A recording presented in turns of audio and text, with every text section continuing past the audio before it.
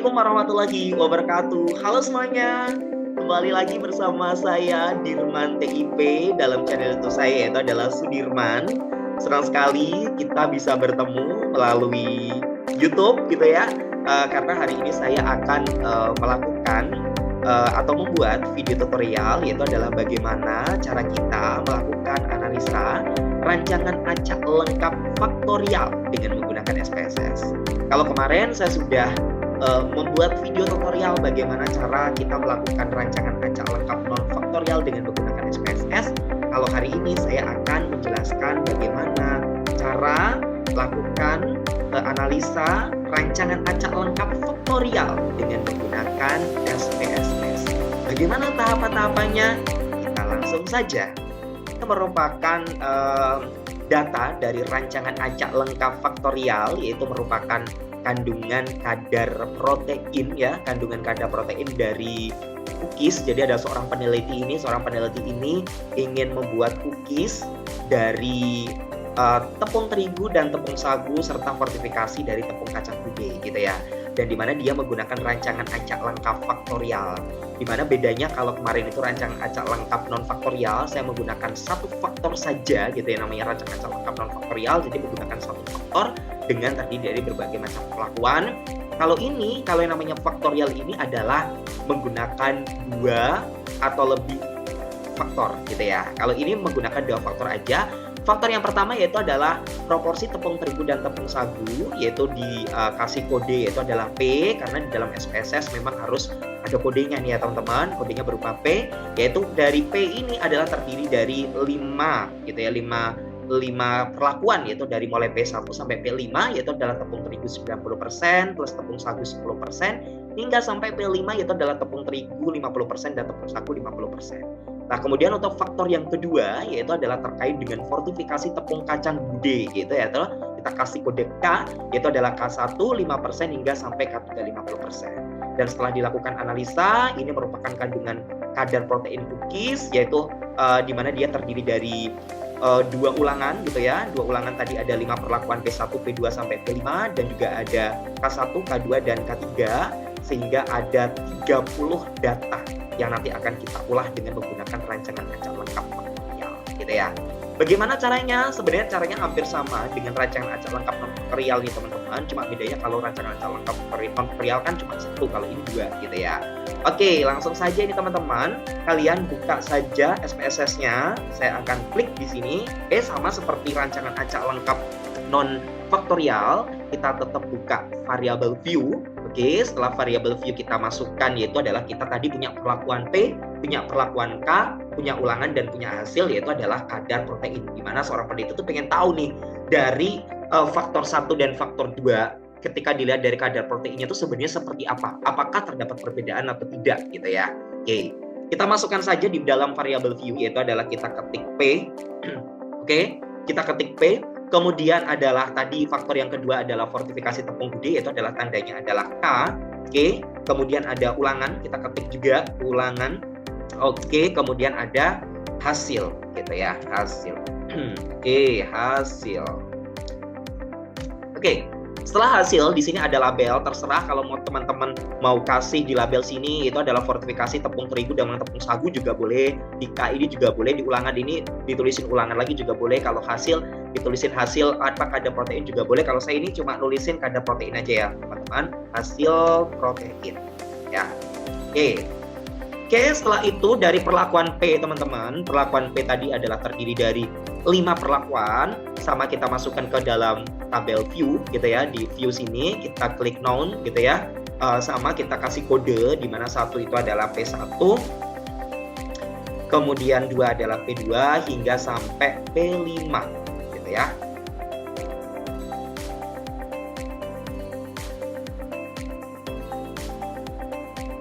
Oke, setelah itu kita klik OK, kemudian kita klik noun juga di bagian baris K. Oke, K-nya tadi ada berapa label? Yaitu ada 3 ya, ada 3 perlakuan. Itu adalah 1 K1, kemudian 2 K2, kemudian 3 K3. Oke, kemudian ulangan. Ulangan juga sama, kita kasih 1 itu adalah U1 atau kasih ulangan 1, kemudian 2 adalah ulangan 2. Oke, kemudian adalah oke. Nah, setelah semuanya dipastikan ini sudah oke semua dimasukkan, langkah selanjutnya adalah klik data view teman-teman. Oke, klik data view dan kita masukkan data-data dari P dan K terlebih dahulu dan juga ulangan. Tapi kita lihat terlebih dahulu bentuknya seperti apa gitu ya. Nah, di sini teman-teman, P-nya itu kita kan tadi ada P-nya dan jumlahnya ada 5 ya. Ternyata di sini tuh sendiri-sendiri P1, P1, P1 semua dibuka dulu, P1, P1, P1, P2, P2, P2, P3, P3, P3, P4, 3 sampai P5. Tapi K-nya itu adalah K1, K2 dan K3 gitu. Jadi kita samain aja biar lebih mudah nanti untuk memasukkan data-data kita gitu ya. Oke, yang pertama tadi adalah P-nya P1 dulu. P1 sebanyak 3 ya. Oke, kemudian P2 juga sebanyak 3. Kemudian P3 juga sebanyak 3, P4 ya, P4 juga sebanyak 3. Oke, kemudian ada P5 juga ada 3. Oke, setelah itu kita masukkan K-nya, tadi K-nya adalah sesuai dengan yang tadi adalah K1, K2, dan K3 kita masukkan. Oke, K1 memang agak sedikit ini ada ya. Oke, sorry. Ini K1, K2. Oke, kita masukkan K3. Kemudian kita bisa copy sih sebenarnya teman-teman ya. CTRL plus C agar lebih memudahkan kita. Oke. Nah. Oke, kemudian ini khusus ulangan 1 dulu gitu kan. Khusus ulangan dulu. Kita semua masukkan khusus ulangan 1.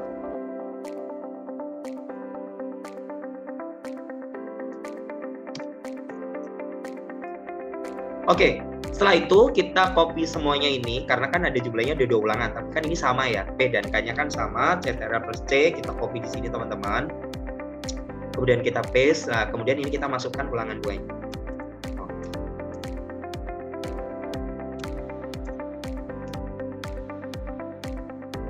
Memang kadang ini harus perlu hati-hati ya teman-teman, jadi jangan sampai salah di bagian sini, karena kalau salah ini juga akan menghasilkan analisa yang salah teman-teman. Jadi jangan sampai kita salah dalam memasukkan data dan juga memasukkan kode-kode ini, karena pasti akan mempengaruhi hasil nanti teman-teman ya.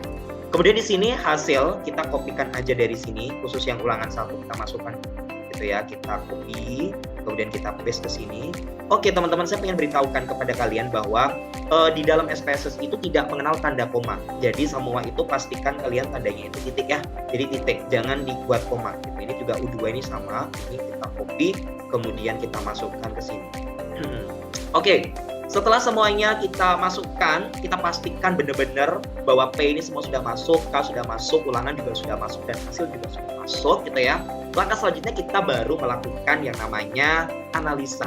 Nah, analisa itu sebenarnya juga sama teman-teman, dari RAL non faktorial gitu, sama banget, cuma nanti yang menjadi pembeda adalah di bagian big factor, yaitu K-nya itu ditambahin ke big factor. Tapi kalau RAL non faktorial kan ya. Oke, langkah pertama sama, yaitu klik analyze. Kemudian klik general linear model. Oke, kemudian univariate. Oke, teman-teman ya. Kemudian setelah itu klik di sini teman-teman, ini ada P, ada K, ada ulangan dan ada hasil protein. Oke, di hasil protein ini kita masukkan kepada dependent variable. Kita klik hasil protein, kemudian kita arahkan kursor ke dependent variable. Nah, kemudian untuk P ini kita arahkan ke fixed vector. Kemudian K ini kita arahkan ke fixed vector. Oke ya teman-teman.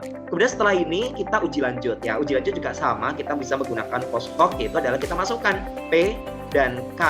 Oke. Nah teman-teman, kalau sebenarnya kalau di RAL non faktorial ini kan kita harus mengetahui interaksi ya, interaksi antara P dan K itu seperti apa. Nah kalau di SPSS ini nggak bisa menjalankan interaksi antara P dan K, sehingga proses itu bisa kita lakukan secara manual teman-teman untuk melakukan uji lanjut antara P dan K gitu, ketika dia berbeda nyata. Tetapi ketika dia tidak berbeda nyata atau tidak berbeda nyata, sehingga kita tidak perlu lanjutkan uji BMT gitu ya. Sehingga kalau pengen interaksi antara P dan K ketika dia udah berbeda nyata, maka tidak bisa dilanjutkan dengan menggunakan SPSS, tapi harus kita gunakan dengan manual untuk uji BNT-nya gitu ya. Jadi kita ini cuma bisa mengetahui uji BNT-nya atau uji lanjutnya itu dari dari P dan dari K gitu ya. Setelah itu kita centang LSD. LSD itu adalah untuk melihat uji BNT-nya gitu ya. Kemudian klik continue. Oke, kemudian setelah klik continue yaitu adalah klik OK.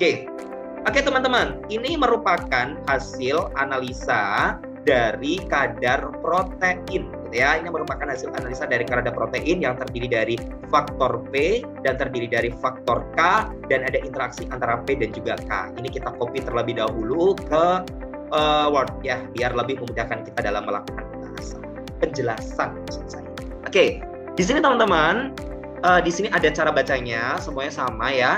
Jika F hitung lebih besar daripada F tabel, ya baik itu 1% maupun 5%, dan nilai signifikansinya itu di bawah 0,05, maka berbeda sangat nyata, gitu ya, atau terdapat perbedaan yang sangat besar, sehingga harus dilanjutkan uji lanjut, gitu ya. Namun jika F hitung lebih besar daripada F tabel 5% dan nilai signifikansinya di bawah 0,05, maka berbeda nyata sehingga harus dilanjutkan uji lanjut, gitu ya. Kalau jika F hitung kurang daripada F tabel, yaitu baik 1% dan juga 5%, dan nilai signifikansinya di atas 0,05%, maka dia tidak berbeda nyata sehingga tidak dilanjutkan uji lanjut. Ya, tuh kalian bisa terkait dengan uji lanjut ini kalian bisa lihat video tutorial saya yang RAL non faktorial, itu sudah saya jelaskan secara detail bagaimana cara baca terkait dengan F hitung dan F tabel, gitu ya. Oke teman-teman, di sini ini merupakan hasil dari rancangan acak lengkap faktorial dengan menggunakan SPSS, namun saya pindahkan di sini gitu ya. Namun saya pindahkan di sini yaitu adalah rancangan acak lengkap sesuai dengan kaidah peraturan yang berlaku gitu ya. Dimana di sini ada P, oke, P, di sini ada P, jika kita P, kemudian ada K, kemudian adalah P interaksi dengan K, kemudian ada galat dan ada total. Sehingga kita tinggal masukkan saja sesuai dengan yang kemarin, sesuai dengan seperti rancangan acak lengkap non faktorial ini teman-teman ya. Di sini ada DB gitu ya, ada DBP gitu ya.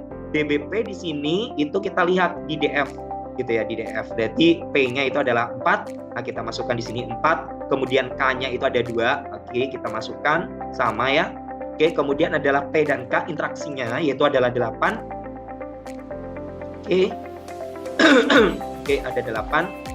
Kemudian setelah itu di sini ada error. Error itu adalah bagian dari galat, yaitu adalah nilainya 15 dan juga adalah korektor total yaitu adalah 29.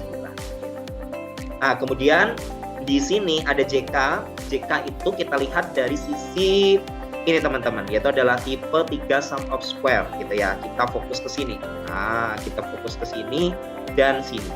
Oke, kita tinggal masukkan saja ke sini, yaitu P-nya 57,144 ya toh. Ingat titik itu dibaca dengan koma kalau di SPSS ya. K-nya yaitu adalah 4,171, PK-nya itu adalah PK itu berarti antara interaksi antara P dan K 5,839. Kemudian ada galat itu adalah 14,877 dan juga total 82,031 ya. Kemudian di sini ada KT. KT ini kita ambil dari main square ini ya, main square gitu ya. Kita lihat dari sisi ini dulu. Oke, kita tinggal masukkan saja KT-nya yaitu adalah di bagian P 14,286 hingga sampai kepada error yaitu adalah 0,992. Ingat, titik dibaca koma sehingga segini dibacanya adalah 0,730 dan di sini adalah 0,992. Tinggal kita masukkan aja dihitung ya. Kemudian ada F hitung yaitu adalah F hitung P, K dan juga P dengan K interaksi ya. Dimana kita tahu di sini ini adalah merupakan hasil interaksi antara P dan juga PK, yaitu adalah di sini nilainya adalah untuk P 14,404 kita masukkan di sini. Kemudian untuk K yaitu adalah 2,103 kita masukkan juga. Kemudian ada P dan K yaitu adalah 0,736 kita masukkan di sini. Oke. Kemudian di sini ada F tabel. Bagaimana cara mendapatkan F tabel? Coba teman-teman bisa lihat hasil rekaman saya gitu ya terkait dengan F hitung, untuk F tabel 5% itu bagaimana caranya. Di situ sudah saya jelaskan bagaimana cara mendapatkan F tabel 5% baik itu P, baik itu K dan baik itu PK. Sehingga kalian bisa lihat dan ini merupakan hasilnya ternyata untuk F tabel di posisi P itu adalah nilainya 3,06, kemudian K itu adalah 3,68 dan PK itu adalah 2,64. Ini bisa kalian lihat caranya itu di bagian rancangan acak lengkap dan faktorial ya. Kalian bisa cek semuanya di situ sudah lengkap, saya jelaskan arti-artinya bagaimana cara mencari ya. Oke, selanjutnya itu adalah kita akan mendeskripsikan begitu. Ini gimana masuknya apa? Hasil penelitian saya itu masuknya gimana? Apakah terdapat perbedaan atau tidak gitu ya. Oke, tadi teman-teman di sini ada Oke, teman-teman. Di sini ada P. Oke, di sini ada P. P-nya itu adalah kita akan membandingkan terlebih dahulu ya. Jadi teman-teman kita akan membandingkan terlebih dahulu F hitung dengan F tabel sesuai dengan cara bacanya tadi. Jadi kita akan bandingkan dulu yang P. Perlakuan P itu adalah proporsi antara tepung terigu dan tepung sagu gitu ya. Ada 5 perlakuan tersebut itu apakah ada terdapat perbedaan protein atau tidak gitu. Kadar proteinnya berbeda atau tidak gitu ya. Sehingga kita lihat F hitungnya yaitu adalah 14,404 gitu. Kemudian kita bandingkan terlebih dahulu dengan F tabel 1%, nilainya adalah 4,89. Oke, 14,404 kita bandingkan dengan 4,89. Oh, ternyata F hitung lebih besar daripada F tabel di titik 1%, 4,89. Oke, dan kita juga lihat di sini nilai signifikansinya yaitu adalah di bawah 0,005, sehingga bisa kita simpulkan bahwa artinya berbeda sangat nyata gitu ya. Artinya berbeda sangat nyata atau terdapat perbedaan yang sangat besar kandungan kadar protein dari setiap perlakuan dari P gitu ya. Dari P1, P2, P3, P4 dan P5 itu ternyata ada perbedaan yang cukup besar ini gitu ya. Nah, oleh karena itu ketika terdapat perbedaannya sangat besar dari kandungan kadar protein yang ada di sana, maka perlu dilanjutkan uji BNT atau yang namanya beda nyata terkecil gitu ya, untuk mengetahui mana yang berbeda atau mana yang berpengaruh seperti itu ya. Kemudian kita lanjut ke K. Kalau K itu nilainya adalah 2,103. 2,103 kita bandingkan dulu dengan F tabel yang 1%. K itu tadi kan proporsi atau fortifikasi dari tepung gudeg ya. Ada K1, K2, dan K3. Apakah dengan adanya fortifikasi tersebut itu kandungan proteinnya itu berbeda atau tidak gitu ya. Ternyata kita lihat 2,103 kita bandingkan dengan 6,36. Oh, ternyata F hitung lebih kecil daripada F tabel di posisi 1%. Namun kita tidak boleh langsung ngambil kesimpulan, teman-teman. Nggak boleh. Kita simpulkan terlebih dahulu, kita bandingkan dengan terlebih dahulu yang 5%. 2,103 kita bandingkan dengan 3,68. Oh, ternyata F hitung juga lebih kecil daripada F tabel. Nah, ketika dua-duanya itu sudah kita coba dan ternyata semuanya adalah F hitung lebih kecil daripada F tabel, sehingga kita baru boleh ngambil kesimpulan. Oh, ternyata K fortifikasi tepung gudeg tadi itu tidak berbeda nyata atau tidak ada perbedaan antara kandungan protein yang terdapat di dalam F1, K1 ya, K1, K2 dan K3 itu tidak ada perbedaan, sehingga tidak kita lanjutkan uji BNT gitu ya. Kemudian langkah selanjutnya yaitu kita lihat bagaimana ketika perlakuan dari P dan perlakuan dari K itu digabung menjadi satu gitu ya. Apakah ada perbedaan atau tidak gitu ya. Sama kita lihat dengan F hitung kita bandingkan dengan yang 1% dan 5% gitu.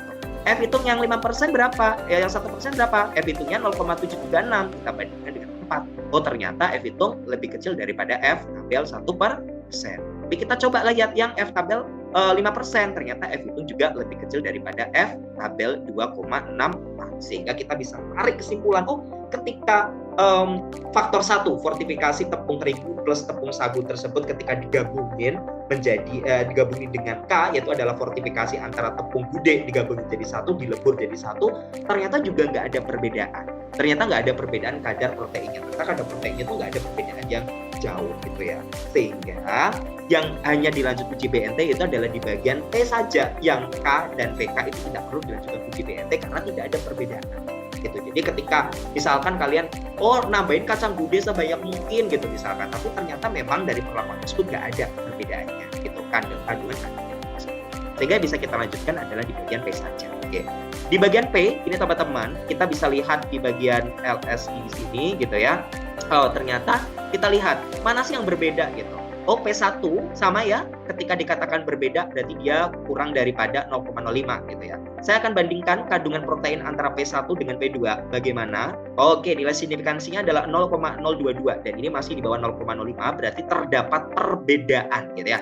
Terdapat perbedaan kandungan protein di P1 dengan P2 gitu ya. Tapi kita lihat bagaimana kalau yang lain. Kalau yang lain itu adalah P2, ya oke, P2 kita bandingkan dengan P3 gitu ya. P2 kita bandingkan dengan P3 gitu kandungan proteinnya. Ternyata di sini klasifikasinya adalah 0,062 gitu ya. Sehingga di sini kandungan kadar protein di P2 dengan kandungan kadar protein di P3 itu tidak ada perbedaan gitu. Sedangkan P1 dengan P2 ada, P1 dengan P3 ada, P1 dengan P4 ada, P1 dengan P5 ada, tapi kalau P2 dengan P3 ternyata nggak ada. Tapi kalau P2 dengan P4 dan P5 ternyata ada karena mereka di bawah 0,05. Jadi itulah teman-teman cara baca dan cara melakukan analisa dengan menggunakan rancangan acak lengkap faktorial. Dimana kalau rancangan acak lengkap faktorial itu adalah terdiri dari 2 faktor gitu ya. Kemudian kita lakukan analisa sehingga kita bisa tahu kandungan mana sih yang berbeda, perlakuan mana yang berbeda dari perlakuan proporsi gitu ya. Semoga teman-teman video ini bisa bermanfaat buat teman-teman semua yang lagi mengerjakan penelitian yang menggunakan rancangan acak lengkap faktorial gitu ya. Dan semoga penelitiannya juga diperlancar dan juga cepat lulus gitu ya, skripsinya maupun tesisnya maupun yang sebagainya. Kemudian untuk teman-teman juga semoga ini juga bisa dijadikan sebagai ilmu baru untuk teman-teman yang lagi belajar RAL faktorial gitu ya. Jangan lupa subscribe ya akun YouTube saya gitu ya. Dan saya akhiri video tutorial rancangan acak lengkap faktorial. Semoga semuanya sehat selalu. Saya tutup. Assalamualaikum warahmatullahi wabarakatuh. Bye-bye.